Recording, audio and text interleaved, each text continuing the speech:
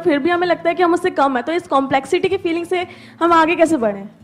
आप किसी से ना कम हो ना ज्यादा हो। कुछ चीजों में आप किसी से कम हो, कुछ चीजों में ज्यादा हो। जैसे ही आपका ध्यान जाएगा जिस चीजों में आप कम हो उसकी तरफ, तो आप परेशान हो गए, और अगर आपका ध्यान जाएगा जहां पर आप ज्यादा हो उसकी तरफ, तो आप एक्साइटेड हो जाओगे। तो दोनों को ही छोड़ दो।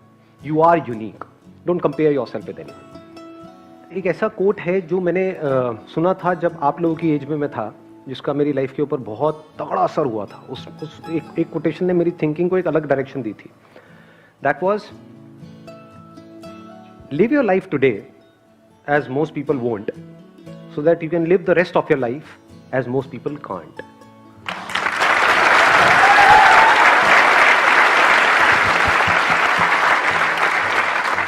पूरी दुनिया जिस डायरेक्शन में भाग रही होती है, हमारे पास में दो ऑप्शन होते हैं। या तो हम भी पूरी दुनिया की तरह भेड़ बकरियों की तरह भागें, तो हमारे साथ भी वही होगा जो उनके साथ होने वाला है। यानी आने वाले 10 साल बाद, 20 साल बाद कहीं पर ऐसे ही पड़े हुए होंगे, जिंदगी को काट रहे होंगे। या फिर उस टाइम पे हम कुछ ऐसा करें जो कोई नहीं कर रहा है। इट कुड बी एनीथिंग, वो आपको देखना है आप क्या करोगे। तो अगर कुछ भी ऐसा किया और अपना पूरा फोकस गोल पे डाल दिया, तो there is a strong possibility कि आने वाले टाइम में आपकी लाइफ ऐसी होगी जो बाकी के जो लोग एक डायरेक्शन में भाग रहे थे, वो अगर चाहेंगे भी तो वैसी लाइफ जी नहीं सकते, वहां तक सोच भी नहीं सकते। जीना तो बहुत दूर की बात है। सर सक्सेस हार्ड वर्क करके मिलती है, स्मार्ट वर्क करके? स्मार्ट वर्क करके। कैसे? तो डिफरेंस क्या हुआ? Smart work includes hard work. कहां पर हार्ड वर्क करना है, कहां पर नहीं करना है, ये स्मार्ट वर्क का पार्ट है। सिर्फ हार्ड वर्क से कुछ नहीं होता। अगर होता तो रिक्शे वाले सबसे ज्यादा अमीर होते हैं।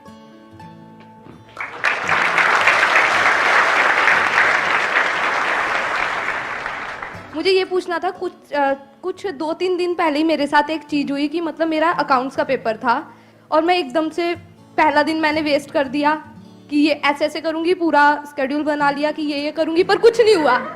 फिर उसके बाद ये मैं गुरुद्वारे गई, वहां कुछ टाइम बैठी, फिर उसके बाद आई, सब कुछ हो गया।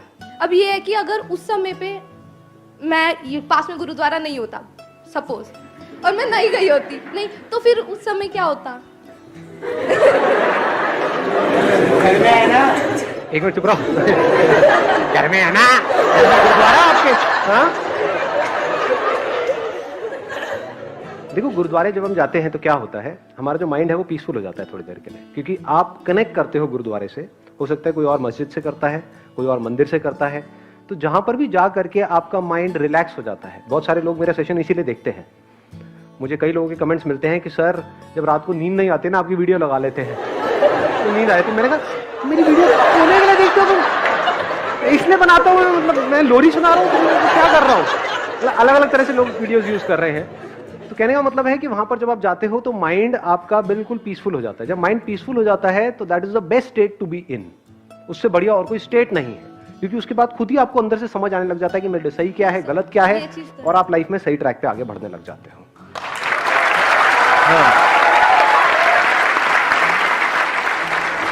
सर मेरा क्वेश्चन ये है कि हमें आपकी जरूरत क्यों पड़ती है?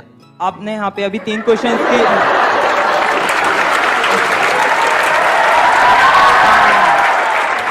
सर आपने अभी यहाँ पे 3 क्वेश्चंस के आंसर दिए और अभी आप बहुत सारे क्वेश्चंस के आंसर दोगे, तो हमारा माइंड इतना क्लियर क्यों नहीं है कि हम अपनी प्रॉब्लम्स का आंसर खुद निकाल सकें?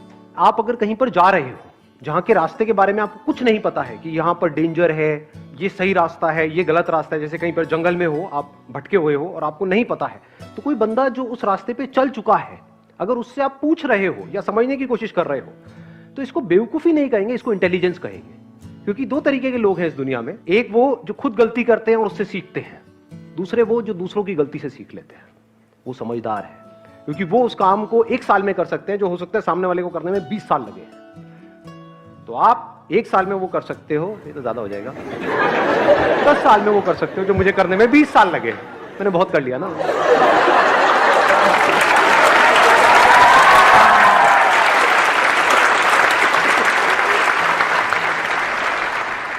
सेल्फ लव की इम्पोर्टेंस क्या है सक्सेसफुल होने में? जो आप करना चाहते हो अगर वो ही करते हो तो उसका मतलब क्या है कि you are in love with what you are doing. So love को डोंट इमेजिन कि भाई कि कुछ सेल्फ लव है तो मतलब बैठ करके अपनी स्किन को ऐसे टच करो, क्या बंदा है, कितना प्यारा है, अरे अरे, अरे। तो शीशे में देख रहे हो, निहार रहे हो, that is not self love, that is foolishness. तो what is self love? If you are doing something which you are passionate about, so you are in love with what you are doing. If you are in love with what you are doing, you are bound to succeed.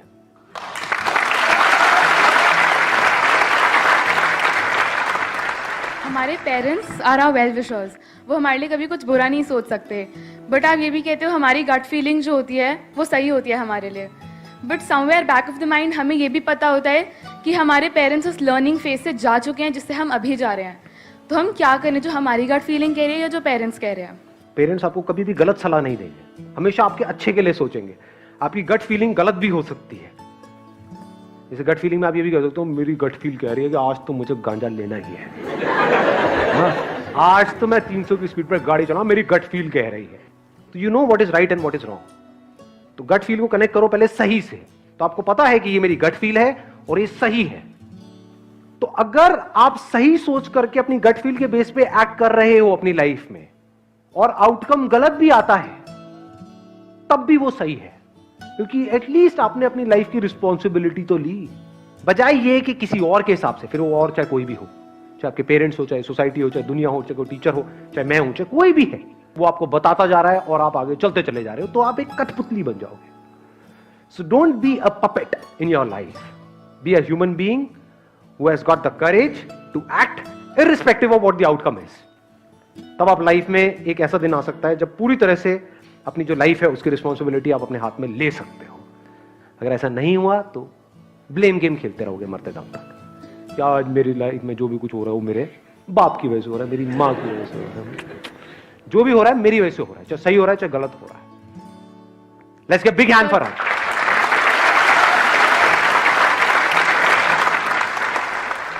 Sir मेरा सवाल है कि जैसे कि हम कितने भी अच्छे हों, लेकिन जो हमारा गुस्सा होता है ना, वो हमारी सारी अच्छाई, जैसे आप कहते हैं, तेल लेने चली जाती है. अगर गुस्सा आ जाता है तो हमारी सारी अच्छाई एकदम बेकार हो जाती है. तो उसको कैसे कंट्रोल करें, क्योंकि गुस्सा बहुत ज्यादा है. टीन अपना फोन फेंक देते हैं, मम्मी पापा पे गुस्सा करता है, आपको तो पता ही है. मुझे तो पता ही है, मतलब मेरे बच्चे भी मेरे पे करते हैं. सर ये अगर से सोल्यूशन दे सकते तो sir. I'm just trying to. अरे मैं हूँ सर. गुस्सा क्या है? बेसिकली एनर्जी है. हमारे पास में दो ऑप्शंस है, या तो चाहे तो गुस्से के थ्रू उसको एक्सप्रेस करें, या फिर उस पूरी एनर्जी को जो भी हमारे ड्रीम्स हैं, जो भी गोल्स हैं, उसको पूरा करने में लगा दें. This choice is entirely yours.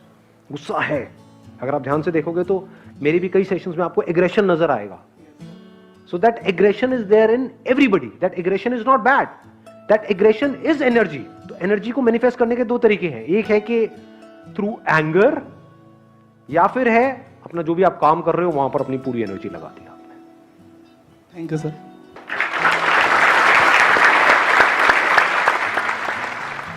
हमारी लाइफ में बहुत सारे फेलियर्स होते हैं, एंड हम कुछ फेलियर्स होते हैं उनसे हम डील कर सकते हैं, बट बहुत सारे फेलियर्स होते हैं जिनसे हम डील नहीं कर सकते. और उस जगह उस टाइम पर हम लोग बहुत ज़्यादा डिमोटिवेट हो जाते हैं. उस टाइम पे हमें कहाँ से मोटिवेशन मिलेगा? ऐसा कुछ नहीं है लाइफ में, चाहे कितना भी बड़ा फेलियर हो, चाहे कुछ भी हो जाए, जिससे आप डील नहीं कर सकते. पहले तो जो आपने गलत कहा उसको ठीक करो अपने माइंड में, क्योंकि जैसा हम खुद को बोलते हैं वैसा ही हमारे साथ होने लग जाता है. तो अगर बोलना ही अपने आप को ये बोलो कि अरे फेलियर क्या होता है, कोई भी फेलियर हो, किसी भी लेवल का हो, चाहे कुछ भी हो जाए मेरी लाइफ में, मैं उससे डील कर सकती हूँ. इतना ही बोलना काफी है. यहीं से आपको स्ट्रेंथ मिलने लग जाएगी कुछ भी लाइफ में हो रहा है उससे डील करने की. क्योंकि अगर आप बोलते हो कि हम डील नहीं कर सकते, तो उसके बाद में बाहर से चाहे कोई भी कुछ भी करता रहे, मेरे जितने मर्जी सेशंस देख लो, सब कचरा है, सब बकवास है. बाहर से कोई भी आकर कुछ भी बोलता रहे, सब बेकार है. मेरे सेशंस पता है कब काम के हैं आप लोगों के लिए? जब आप यहां पर आए हो, बैठे हो और अपने आप के अंदर ये बोल रहे हो कि हाँ मैं अपने आप को बदल सकता हूं, मैं बदलना चाहता हूं और मैं बदल के रहूंगा. अब मुझे सुन रहे हो तो फायदा है. बट अगर आप बोलते हो कि नहीं मेरी तो जो प्रॉब्लम्स है मैं उसको ये नहीं कर सकता, सब बकवास है, टाइम पास है. सर एक्चुअली मैं अपने करियर में बिजनेस फील्ड की तरफ आगे बढ़ रही हूँ, तो उसमें हमें मतलब सिखाया जाता है कि कम्युनिकेशन स्किल्स बहुत इंपॉर्टेंट है. तो मेरी बहुत अच्छी नहीं है कम्युनिकेशन स्किल्स, तो हम उसको कैसे इंप्रूव कर सकते हैं? जैसे कि मुझे एक प्रोडक्ट बेचना है, तो मैं उसको कैसे इंप्रूव करूँ कि कस्टमर बहुत जल्दी इंप्रेस हो जाए कि वो प्रोडक्ट खरीद ले? प्रैक्टिस करते रहो. उसके बारे में सोचने से कम्युनिकेशन स्किल्स इंप्रूव नहीं होती हैं. प्रैक्टिस.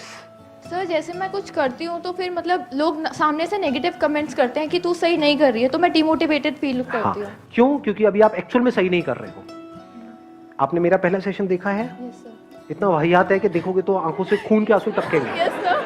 तो इसका मतलब क्या था? मैं सही नहीं कर रहा था, तो पूरी दुनिया मुझे कह रही थी मैं सही नहीं कर रहा था, मुझे भी पता है मैं सही नहीं कर रहा था, लेकिन आज तो सही कर रहा हूँ। Yes sir. अरे हाँ, दिल रख लिया आप लोगों ने, मेरा दिल जीत लिया।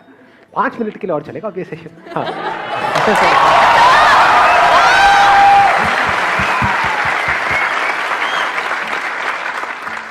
तो practice makes the man perfect. तो इररिस्पेक्टिव ऑफ आप सही कर रहे हो या गलत कर रहे हो, वो इंपॉर्टेंट नहीं है। इंपॉर्टेंट है कि आप प्रैक्टिस कर रहे हो। अगर प्रैक्टिस करते रहे, अपनी जो स्किल्स हैं उसको इंप्रूव करने की, अपनी कम्युनिकेशन स्किल्स को इंप्रूव करने की, अपनी सेलिंग स्किल्स को इंप्रूव करने की, कहीं किसी बुक में पढ़ा, फिर उसमें जो पढ़ा उसको अप्लाई किया, फिर कुछ गलतियां करी, लेकिन आप अगर प्रैक्टिस करते रहे तो आज नहीं तो कल कमाल के कम्युनिकेटर बन जाओगे। Thank you sir.